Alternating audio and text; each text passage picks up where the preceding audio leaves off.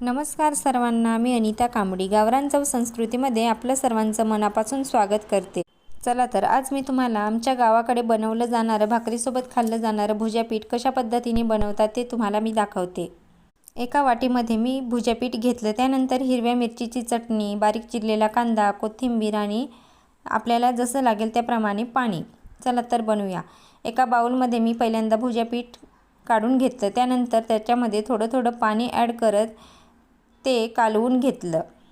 ते चांगल्या प्रकारे कालवून घ्यायचं जेणेकरून त्यामध्ये गुठळ्या राहणार नाहीत।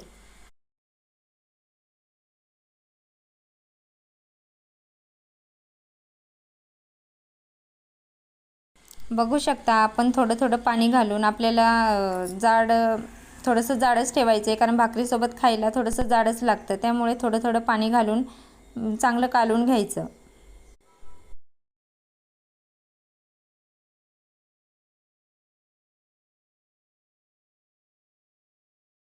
आता आपलं भुजापीठ पूर्णपणे कालवून झालेलं आहे। त्यानंतर त्यामध्ये बारीक चिरलेला कांदा घालत आहे मी।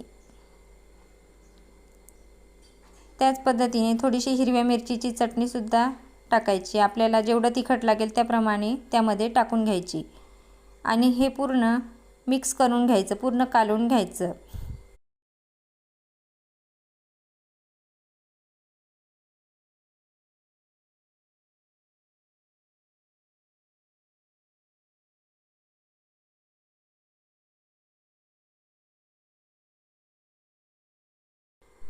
बघू शकता तुम्ही छान पद्धतीने कालवून घेतलं। त्यानंतर आपल्याला त्यामध्ये थोडंसं नमक टाकून घ्यायचं। आपण चटणीमध्ये सुद्धा थोडंसं नमक टाकलं होतं, त्यामुळे थोडंसंच मीठ टाकून घ्यायचं आणि परत एकदा चांगलं कालवून घ्यायचं।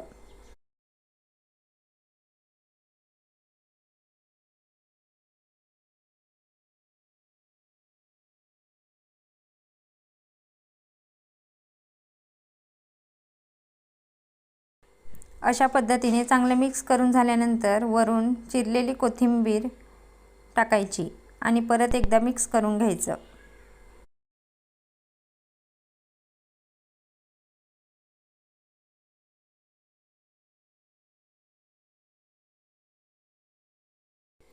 चला तर मग तयार आहे आपले भुजापीठ। मी मस्त तांदळाची भाकरी केली, त्यानंतर कारल्याची भाजी तव्यावरती केली होती आणि त्यासोबत भुजापीठ केलं होतं। या मग खायला।